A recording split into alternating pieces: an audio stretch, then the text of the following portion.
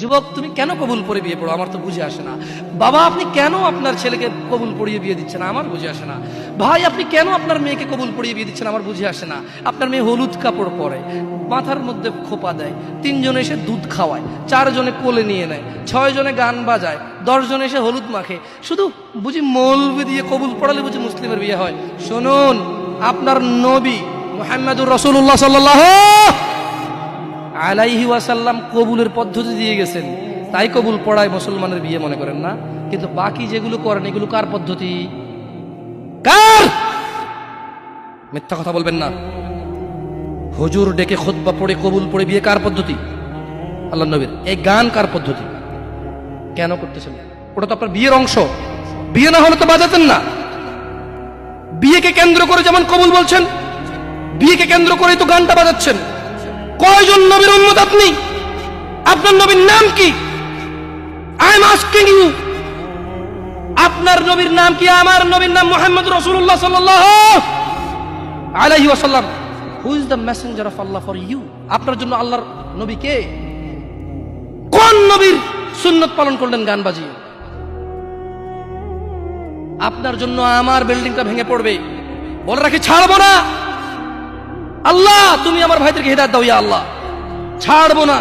এই যে ভূমিকম্প হলো আপনার গান বাজনা বাজানোর কারণে। মুহাম্মদ সাল্লাল্লাহু আলাইহি ওয়াসাল্লাম কি মিথ্যা কথা বলে?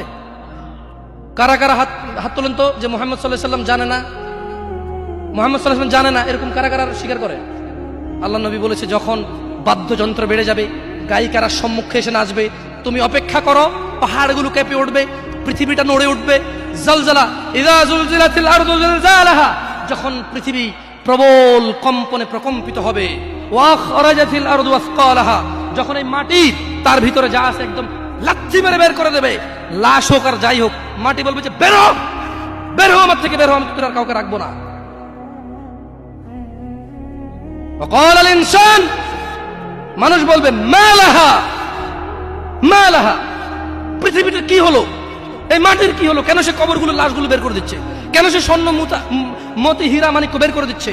মা লাহা, এর কি হলো? কেন পাহাড় নড়ে উঠছে? কেন পাহাড় ভেঙে চূর্ণ বিচূর্ণ হয়ে যাচ্ছে? মানুষ বলবে মা লাহা, পৃথিবীর কি হলো? বিআন্না রাব্বাকা আওহা লাহা, পৃথিবী এটা করবে বিআন্না রাব্বাক, কারণ তোমার প্রতিপালক আওহা লাহা পৃথিবীকে আদেশ করেছে। আপনি গান শোনেন, আমি শুনি না। আপনি গান বাজান, আমি বাজাই না। যখন চিটাগং নড়ে উঠলো ভূমিকম্পে, আপনার বাড়ির সাথে আমার বাড়িটা উঠছে। বন্ধ করেন এই জুলুম আমাদের উপর।